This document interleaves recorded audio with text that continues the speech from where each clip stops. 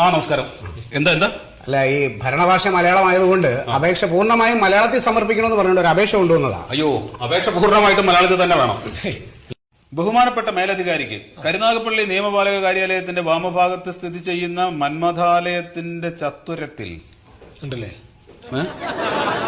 ആകാശചുംബിതമായി നിൽക്കുന്ന ചൂതവിടവം അത് ഈ മാവിന്റെ മലയാളമാണ്. ചൂതവിടവം വേരറ്റ് നിപതിക്കുമെന്ന് എന്റെ കളത്രം.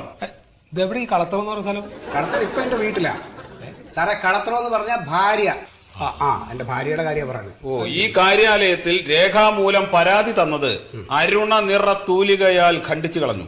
മേലധികാരിയോട് ക്ഷീണിത സ്വരത്തിൽ എന്റെ കളത്രം ആവർത്തിച്ചു പറഞ്ഞപ്പോൾ മധുരമൂറുന്ന മലയാള ഭാഷയിൽ മാത്രമേ പരാതി സമർപ്പിക്കാവൂ എന്ന് രക്ഷാധികാരി പറഞ്ഞത് ശിരസ വഹിച്ചുകൊണ്ട് അർഭകൾ കളിക്കുന്ന അങ്കണത്തിൽ. ഇതെവിടെ അർഭകൾ കളിക്കുന്ന സ്ഥലം സാറേ? അർഭകൾ എന്റെ കുട്ടികൾ കളിക്കുന്ന മുറ്റത്ത്. പാദപം വേരറ്റ് വീണാൽ അപകടമാണെന്നതിനാൽ തരുച്ഛേദനം മരം ഒന്ന് മുറിച്ചു മാറ്റുന്ന കാര്യം.